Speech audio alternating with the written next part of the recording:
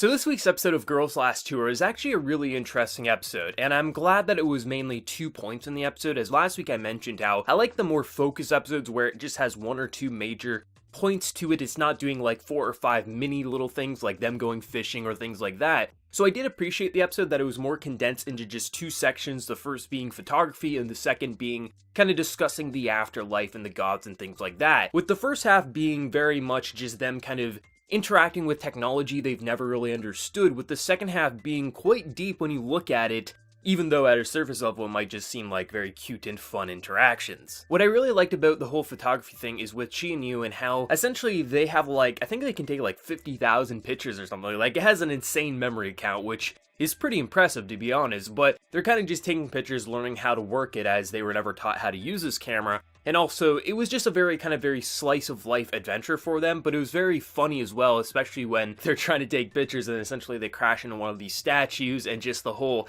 hitting and headbutting and all that other kind of crazy stuff that was going on. There was a lot of charm to that, but I think really it's interesting with the first half because a lot of the things that they'll see in this world, they have no idea what it is. Like, for example, like when they're taking a picture, they say cheese, but they don't know what cheese is. They've never had it. And it makes you think with this world, like how many generations have gone by that this world no longer, like the new generation no longer knows what things like cheese are and plants are, because one of these statues literally has plants growing from it, and it definitely looked like a kind of plant holder, to be honest. They didn't even recognize it, like how the hell does a plant grow from that? Like it makes no sense, but it definitely just looked like a plant holder to me. And it's very interesting when you think about it, because obviously it's been a few generations. Like this isn't just like the world just ended maybe last generation. This definitely feels like it's been a few generations at the very least, and that the new generation has no idea what so many basic things that we know of, like chocolate and cheese, what the hell is that? And then when they're eating their rations, they're like, oh, this is cheese flavor. Yeah, but still, what is cheese? And it's such an interesting thing because you have this very pure slice of life. This is really what it is. It's just 2 characters going around, and it's a very pure and very innocent and fun series.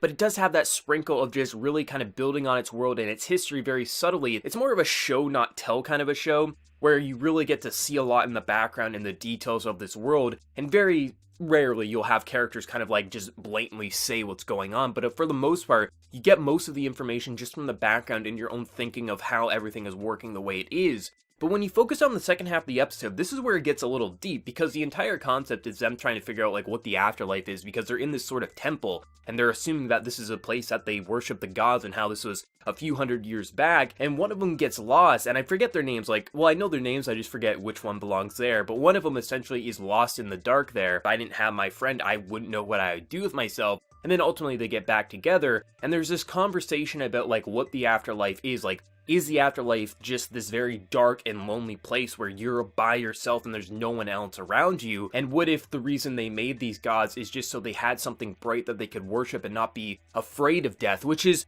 a lot of the reasons why a lot of people think religion was made, is just to give you that sense of comfort that when it does ultimately come to an end, it's not this dark and gloomy place where everything just ends, but there is that hope and there is that light. And I love the kind of ideas that go behind the characters, because they're pretty much thinking that each other is their god, pretty much, because both of them give each other comfort. And it's this very kind of deep meaning behind it, because in the second half, you're kind of just looking at a temple and 2 characters who have never experienced religion. Obviously, they never grew up with it, and they're seeing, like, why would they build these temples and these idols where you don't even know if they're real? But at the same time, like, why give them this grand holy place with all these lights and pretty scenery? What's the point of it? And the conversations that they have, it's such an innocent thing where like these 2 kids are talking about like such deep philosophy in a lot of ways, but then you kind of see like pretty much it's just a different ideals. Back in the day you made these gods and you worshipped them, but now they have each other that they look up to and worship, and they are each other's source of light. And it's this very deep meaning behind it, and it makes the episode something that's very enjoyable, with the first half being very much slice of life, but then with the second half you have this very deep conversation going on.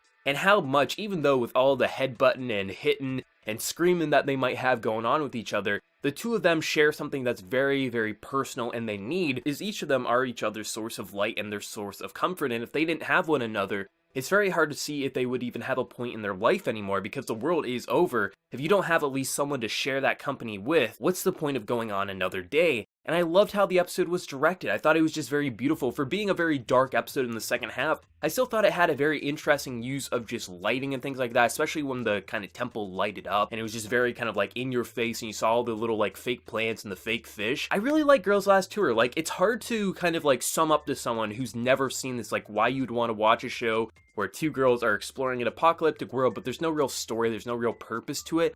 But when you watch it, there's a lot of detail to this world, and there is those very personal character moments like with the second half of this episode that makes this something that I think is going to stick out by the end of the year as not just being something people are going to forget about when the fall season ends, but something that's going to remain on a lot of people's mind who watch this. I loved episode 4, and I can't wait to see where they're going to go next week, but let me know your thoughts. What did you think of this episode? And what did you think of the whole kind of afterlife conversation there? Let me know your thoughts, and before you leave, smack that like button, share your support. If you're new to the channel, be sure to subscribe. So until next time, everyone, please take care and have a good one.